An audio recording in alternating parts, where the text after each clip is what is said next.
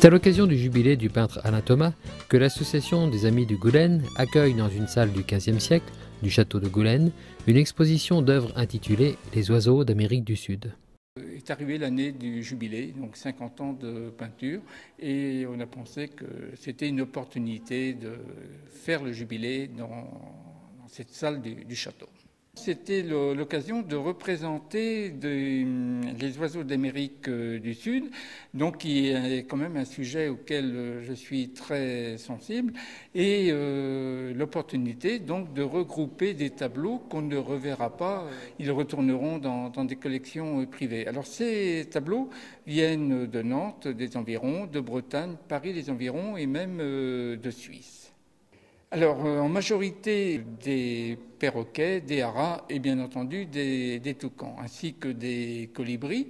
Et l'intérêt pour moi de ce genre de peinture, c'est que, bon, d'une part, les oiseaux d'Amérique du Sud sont très colorés. Ils vivent dans un biotope luxuriant. Et pour un peintre qui aime la couleur, c'est presque une évidence. Une partie de l'exposition fait la part belle à la pédagogie, mais nul n'est besoin d'être un spécialiste pour apprécier ces représentations exceptionnelles qui s'adressent même aux plus jeunes. Il y a quand même plusieurs clins d'œil dans mes tableaux, en particulier des ibis rouges, un lézard vert ainsi qu'un insecte. C'est presque un jeu pour les visiteurs et leurs enfants de voir si tous ces éléments y sont. Alors bien entendu, le lézard vert et le petit insecte, je le mets dans des endroits difficiles à découvrir, mais bon, c'est à eux de voir où ils sont. L'exposition, visible jusqu'en septembre 2012, affiche aussi 3 superbes fresques dans la cour du château. Cet événement a été inauguré le 14 juin en présence de nombreuses personnalités, dont certaines se révèlent de véritables passionnés. Je suis sous le charme, mais ce n'est pas une surprise parce que je suis fidèle à Alain Thomas depuis des années. Je dis je, mais je devrais dire nous, puisque mon mari est aussi vraiment un fan d'Alain Thomas. Je pense que quelque part, il nous rattache à notre âme d'enfant. Il a cette espèce de naïveté, cette passion d'un monde coloré, d'un monde, on le sent, d'odeur, de saveur. À travers sa peinture, on le sent tout ça.